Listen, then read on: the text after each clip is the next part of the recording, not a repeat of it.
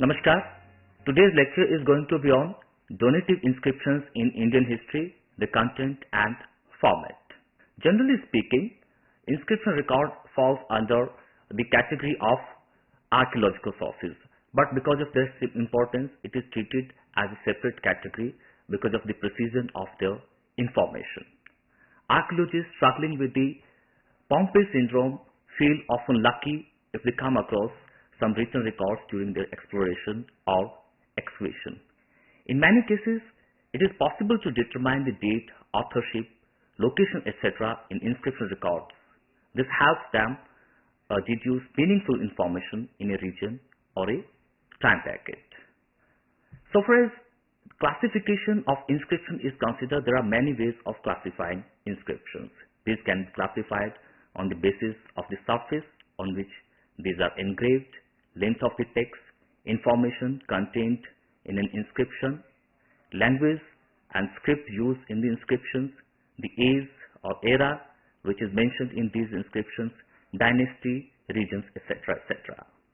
They can also be classified into official and private records depending on whose behalf they were issued or inscribed. Inscriptions are further classified according to the content and purpose into types such as donative, dedicative and commemorative inscriptions. So far as inscriptions, specifically donative inscriptions in Indo-Aryan languages is considered, inscription categories are not exclusive and they are also to some extent arbitrary. Different scholars uses different arrangements depending upon the requirement of their research project, and no one formulation can be considered definitive. In fact, scholars turns out to be quite innovative in this regard.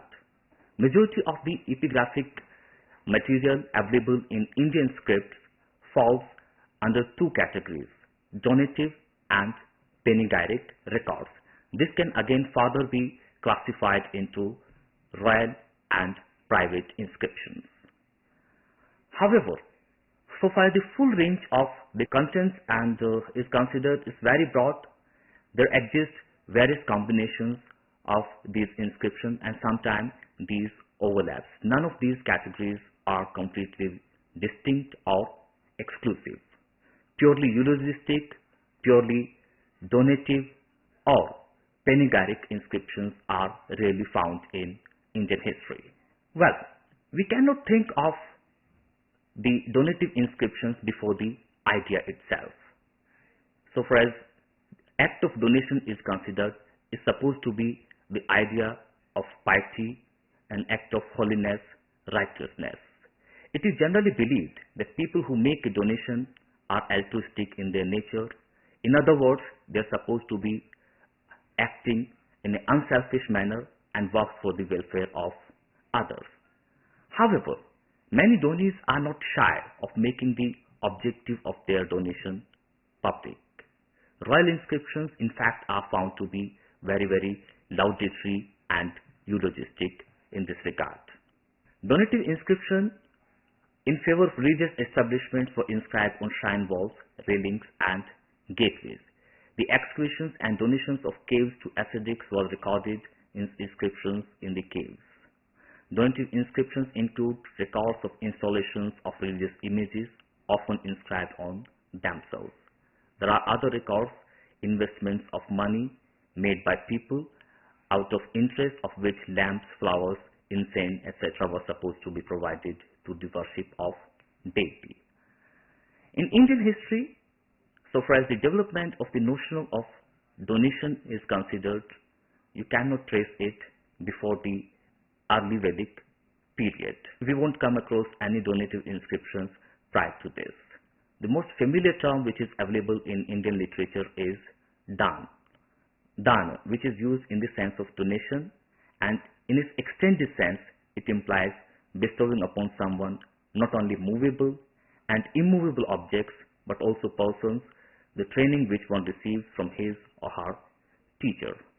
It will be anachronistic to talk about donative inscriptions before the popularity of idea of making donation itself. The aims and objective of the Vedic religious practices are materialistic in nature. The period is marked by public ritual performances and after which priests received a fee in return of duties performed by him in the capacity of ritual specialist. The idea of making donation is not very significant in this literature. In the later texts, we find priests expecting more and more gifts in the form of dakshina. Land came to be included in the list which priests expected at this juncture, and the tone is very, very greedy in the later literature. It was perhaps the development of the shamanic ideas which led to the popularity of the donations as an act of merit. Shamanic communities who were dependent upon their very existence on the patronage rendered by laity were most active in this regard. On one hand, they talk about non-possession, non-hoarding. Simultaneously, it was the question of their very existence, since they were roaming from one place to another and dependent upon the very survival on the support rendered to them by individual as well as royalty.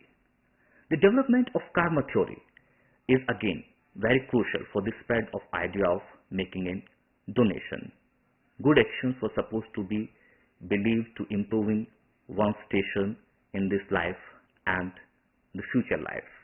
People who performed good actions were supposed to be elevating their social as well as economic status. They could have expected material benefits in the next part. The idea of the transfer of karma again is very, very significant. One could have improvised one's future or even the present by making certain good actions, and those good actions then could have been associated even with their deceased, their forefathers, etc., etc. So the idea of transfer of karma is very, very significant. It became popular in Indian society, and people sometimes indulge into this practice because they wanted to have their deceased ancestors. So far as script, language and style is considered, these donative inscriptions at times turns out to be multi-script and multilingual inscriptions. Most of the time, functional portion of these inscriptions are in local languages or script. Use of bilingual or trilingual inscriptions is usually found in the transient zone where speakers of many languages or practitioners of many scripts conversed. And in this manner, these inscriptions are helpful in tracing the history of certain languages or the development of certain scripts. The range of donative inscriptions is immense. Many of them, especially the one which records the donation made by individuals, are very brief and unadorned. Usually private inscriptions are of this sort.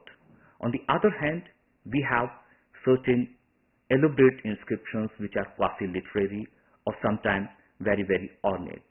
There are several inscriptions of the royal category which are of this type. So far as royal donative and panegyric inscriptions are considered, these are usually in the form of donative proclamations and panegyrics issued by an individual who himself perhaps was king or one of his relatives. These usually sings the prashasti, that is eulogy of the individual, his dynasty, and are engraved on the surfaces, on the temple walls, caves, etc., etc. Stylistically, royal donative panegyric records are lofty and ornate. Usually, they are quite poetic in style.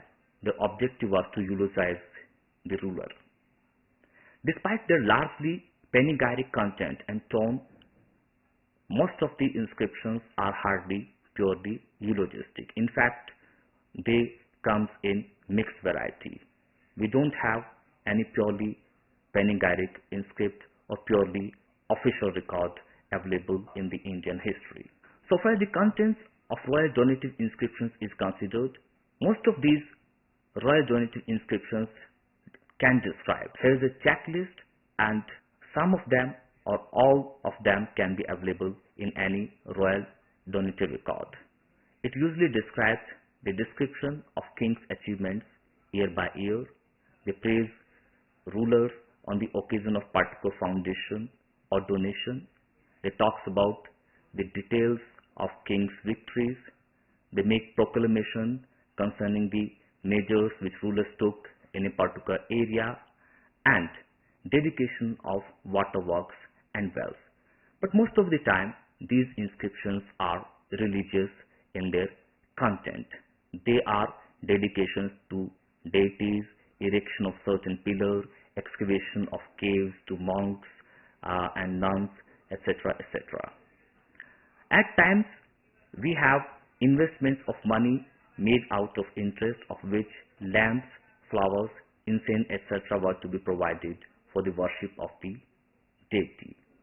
These inscriptions also record construction and dedication of caves to monastic orders, and at times they also seem to be making provision for the clothing of these people as well as a maintenance grant or stipend for them.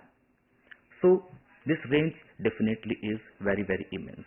We have a special kind of donative inscription, which is land grants or land charters, which were, so far as the Indian history goes, usually meant for the temples, cultic centers, or to individuals usually belonging to Brahmin category. Royal inscriptions follow a certain format. A typical royal inscription begins with an auspicious sign, that is Siddham or Swastishri, which may be followed by a Mangal verse, which is invocatory in nature. Further, there can be certain formulaic verse from a text which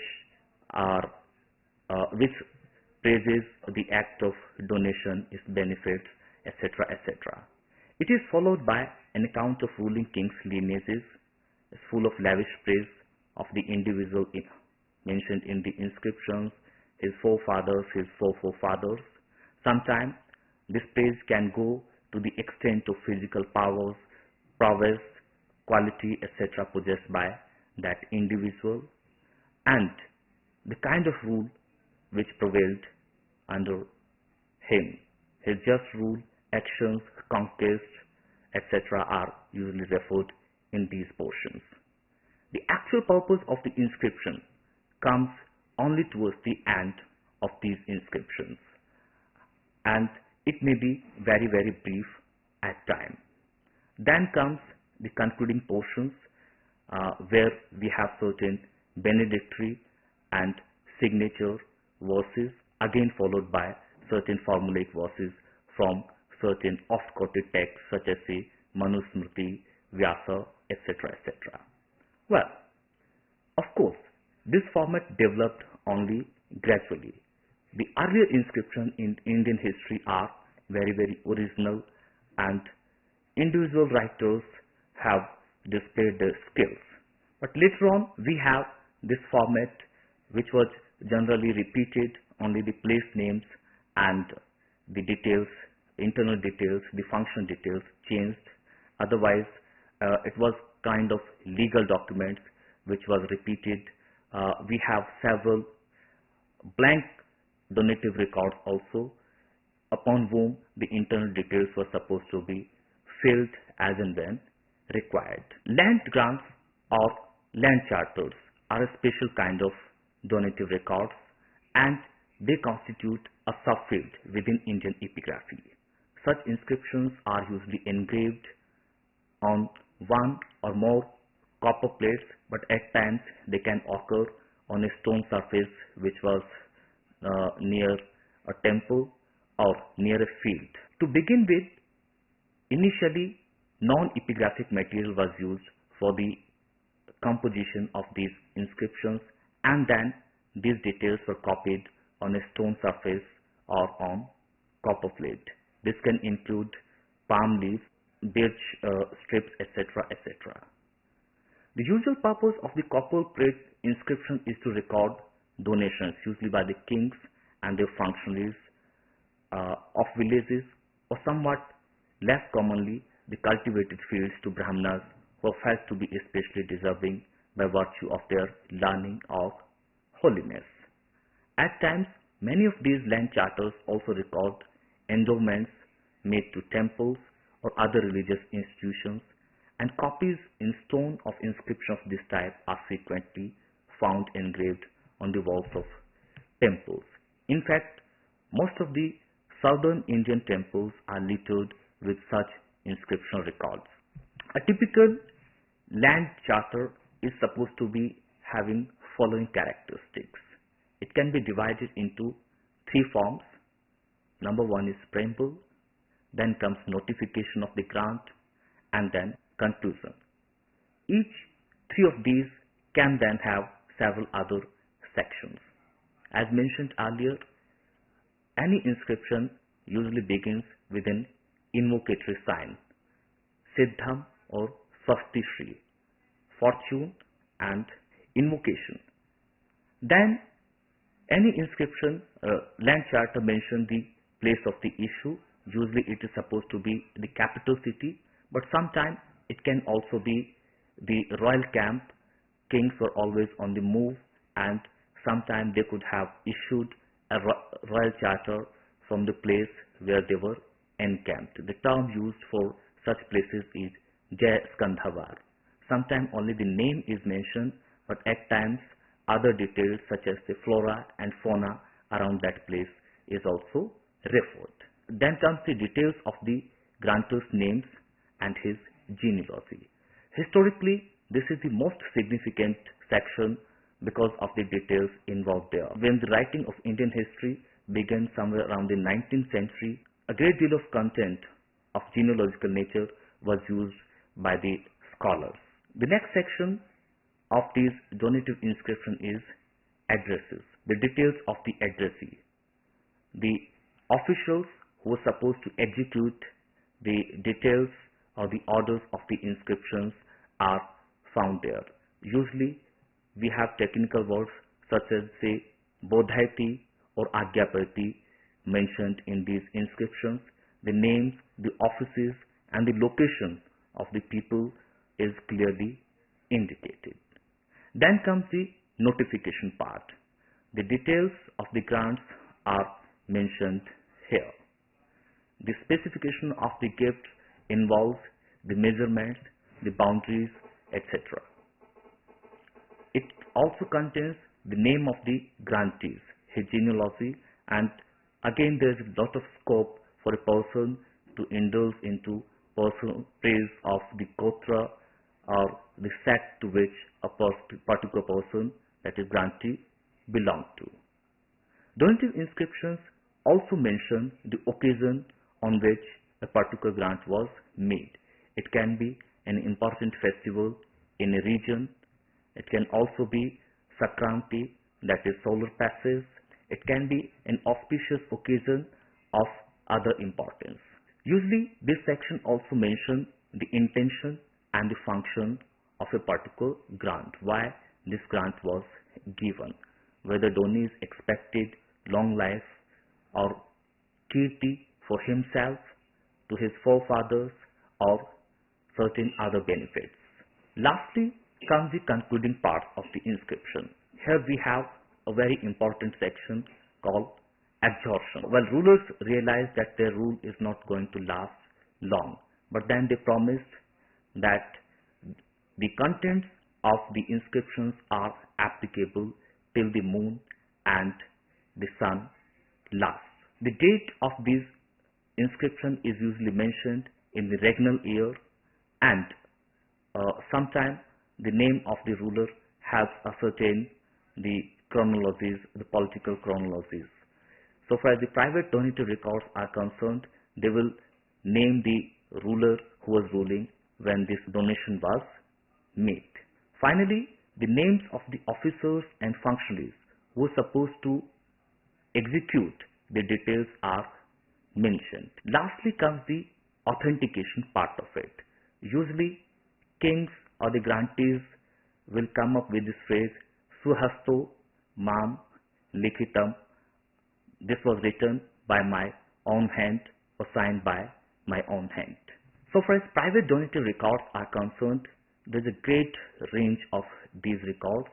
Many of them are very brief, such as say the one which are available to us from the Stupa complex of Sanchi or Bharhut.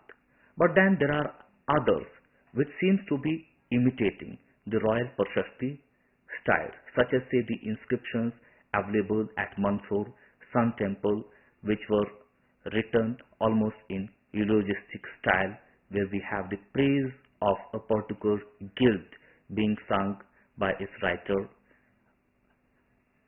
Like royal inscription, a typical private inscription also contains several details, such as say the date, usually in regnal year, of the contemporary king, or the other method of reckoning which was popular in that particular region. Then the names of the donors, his titles, occupation, etc., and place of his residence will follow. The nature of the donation and endowment again is mentioned, its intention and purpose sometimes can be mentioned, why a donor was donating this, what benefits he expected from this, etc., etc. Private donative records are highly diverse in their content, character and style.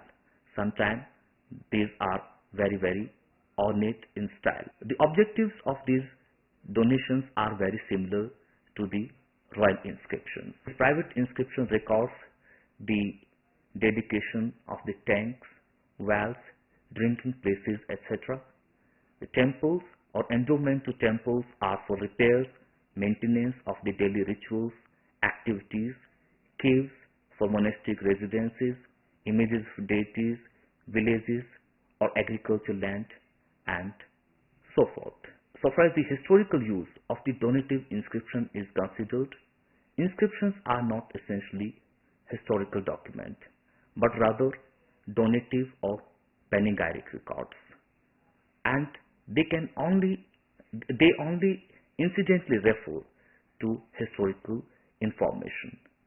Thus, the standard of objectivity, precision and comprehensiveness which one expects from the modern standards of historical writing are absent from these records. Hence, the contextual analysis of these inscriptions is very necessary. No inscription should be read at its individual face value. One should always place them in a particular context. One should make compare-contrast of the inscription available from a particular region or locality. We have several clusters such as Sanchi, Bharhut, Nalanda, etc., where such attempts are very much possible. Several scholars have gleaned all sorts of information from these inscriptions, such as say the one by Professor B.D. Chattopadhyay, where he has tried to understand the irrigation practices in a dry region such as say Rajasthan only on the basis of the inscriptions, donative inscription in that area. We have certain other scholars who have tried to make sense of kinship terminologies and the relationship between household mode and ascetic mode on the basis of inscription records. So the range of possible uses of these inscriptions are immense. Scholars keep coming with new studies based upon these donative inscriptions. It's always an exercise worth doing. Thank you.